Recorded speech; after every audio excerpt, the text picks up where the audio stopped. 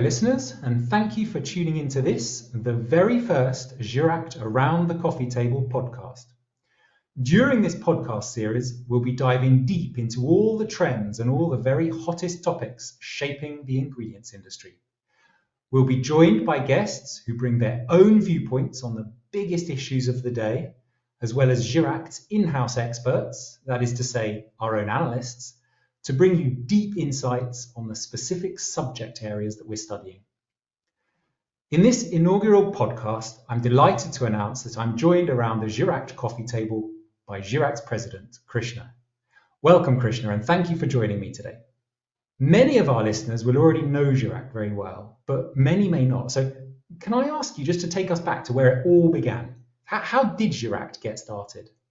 Thank you, Graham, for inviting me to inaugurate this podcast series, which I strongly believe is both useful and timely, particularly given the massive changes that are happening in the global food and food ingredient sectors. Like everyone else, I'm looking forward to listening to global experts sharing their views in this podcast series over time. My congratulations and good wishes for the success of this program. You asked me about Giract's history. Well, it's both interesting and rich. I will make it short and just give you some milestones. In the late 1960s, Battelle, the largest independent non-profit applied science and technology organization in the world, reorganized its European headquarters in Geneva, which meant that a few experts from Battelle went out and started a new company in Geneva, in Switzerland, called Gira. Gira was one of the global leaders in economic consultancy in the area of food as well as in some chosen sectors. Over the following years, the processed food industry in Europe and elsewhere began to grow rapidly. Specialty food ingredients, which were mostly produced in-house by major food companies, started to become a full-fledged sector. Giract was born out of Gira in 1989 in Geneva to focus on food ingredients and technology. As you know, the last three letters ACT in Giract is an acronym or abbreviation for additives, chemicals, and technologies. The objective of the company was, and is even today, to examine the supply, demand, and forecasts of various food ingredients and blends that are used in the food industry around the world, both in qualitative and quantitative terms, in order to draw out strategies for the global players in the food ingredient sector. Hope that gives you some clarity on the origins and purpose of Giract. It certainly does. Yeah, thank you. That's quite a legacy. Well, it's inspiring to be part of such heritage. So today's podcast will look at what's in a name and why ingredient names cause such a stir. But before we dive in, can we start from the beginning? Have ingredient names always been such a hot topic of debate? Or did consumers simply accept ingredients in the past? That's a very good question. Let's start by splitting food ingredients into four different groups.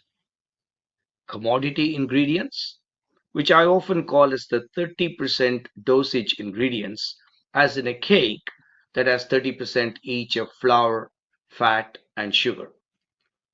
Specialty or technical ingredients, which I call as 1% and less dosage ingredients. Nutritional ingredients, and finally, ingredient blends.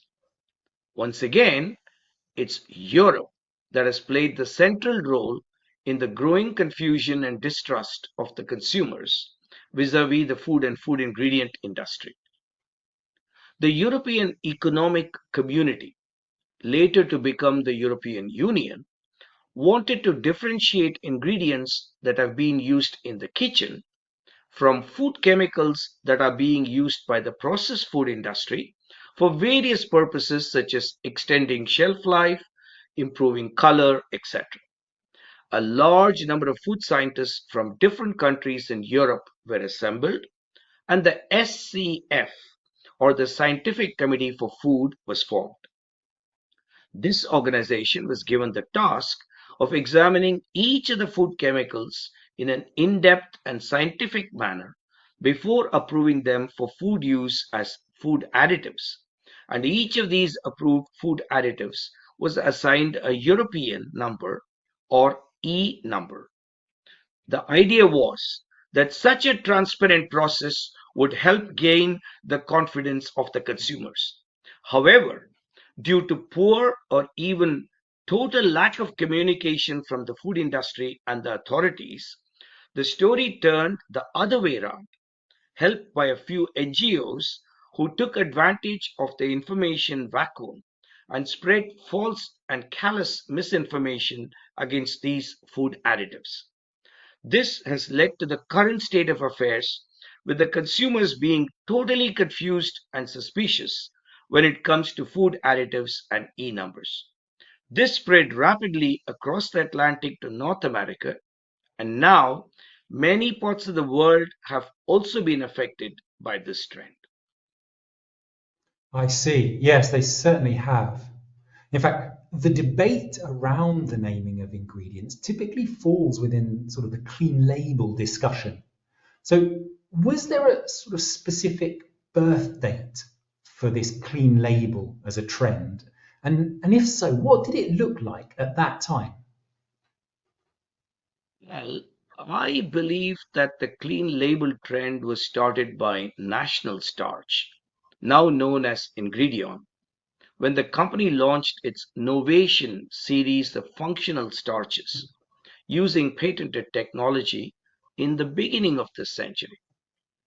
I remember my discussions with senior members of the company at that time regarding the plus and the minus of this concept. I also remember Mike Krogan introducing this concept at a conference in the Food Ingredients Europe exhibition in 2007 or probably 2008. And in fact, my presentation on nutritional ingredient markets was just after his presentation. Clean label was essentially confined to the food starches sector at that time, and it was meant to help food processors replace some of the chemically modified starches. However, as you know, it's now a well established trend across ingredients in the B2B sector. It certainly is, yes. And is the food industry unique in this respect? I mean, a lot has been made of the way that, particularly millennials and Gen Z are averse to unfamiliar or scientific sounding ingredient names. But I always find it interesting that these same consumers will pay enormous premiums to buy, cosmetic products that contain hyaluronic acid, for instance, which is probably one of the least sort of natural names I can think of. I mean, one of the things that I believe we must bear in mind is that Gen Z and Gen Alpha have a much greater accessibility to information than previous generations.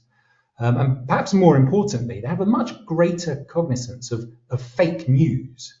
And I wonder if they may actually emerge as the generations that are more open-minded to unfamiliar ingredient names and may even view sort of label-scared millennials as kind of modern-day Luddites. I mean, meat and seafood alternatives and many other plant-based categories actually rely on label-unfriendly ingredients such as methylcellulose as just one example. As another, we're seeing OSA modified starch, for instance, being used to replace fat in fat reduced sauces and vegan products. So perhaps Gen Z and Gen Alpha will emerge as the generations that buck this nice name trend and take a much more open minded approach to the use of unfamiliar ingredients in our food.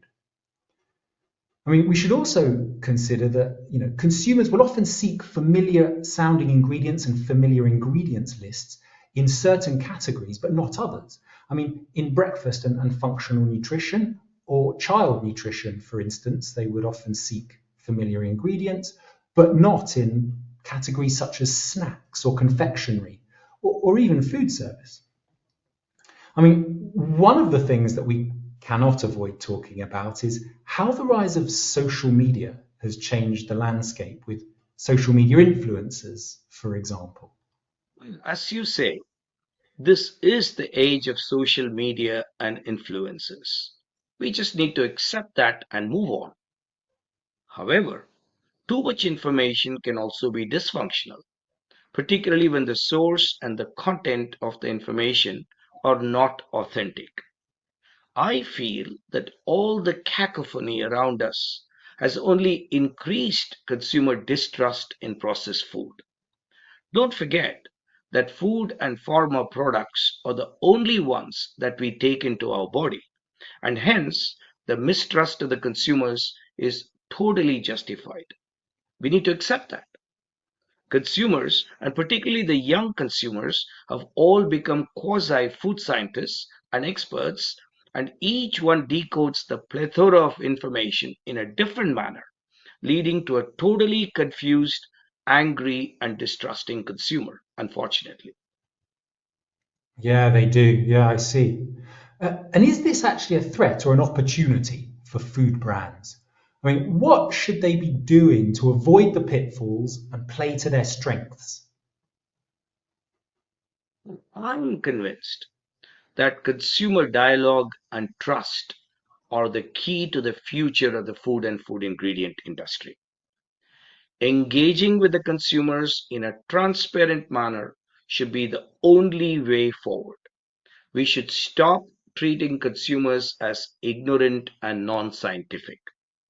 All the issues that are relevant to the consumers should be communicated to them and discussed openly so that the food and food ingredient industry gains back the trust of the consumers. Similarly, all the other key stakeholders, such as the governments, academics, NGOs, the financial world, and all others, should also be involved in this constant, consistent, and transparent dialogue. This will surely lead to a more stable and viable food and food ingredient sector, according to me. Right, I see. I see. There's clearly no one size fits all approach here. And this is a conversation that's unlikely to go away anytime soon. I imagine it will simply become more nuanced as Gen Z and Gen Alpha become the increasingly dominant consumer demographics. It will certainly be interesting to revisit this discussion in a few years' time. In fact, what we've been discussing today is very Europe and North America centric, and it would be fascinating to explore how this ingredient name game plays out in different countries and different culinary cultures. But that's going to be a topic for another episode, I think. So I that guess you're very right. We have run out of time, I guess, but it is a fascinating topic and it will continue to be one. And I'm looking forward to the future episodes of this series. Thank you, Graham, for inviting me. Not at all. Thank you for joining me around the coffee table, Krishna. So that brings us to the end of this very first podcast. And I'd like to thank you, Krishna, as well as all of you, our listeners, for joining me around the Giract coffee table today. It's been thoroughly enjoyable. Do tune in for the second episode of the Giract Around the Coffee Table podcast, in which we'll be exploring ultra-processed foods and whether this is really a new debate or just a rebranding. That episode will be available on Spotify at the end of March. Until then, goodbye.